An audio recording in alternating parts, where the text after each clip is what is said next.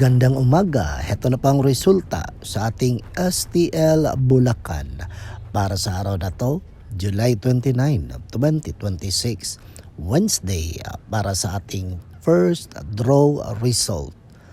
Ilabas na mga STL tickets at heto na ang resulta sa ating first draw.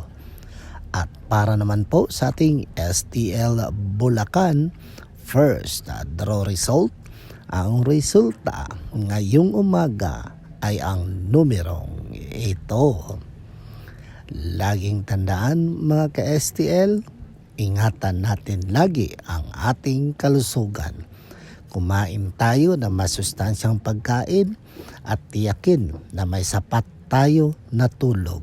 Okay? Don't forget to subscribe, Purple Green TV. Paki-like po. Thank you.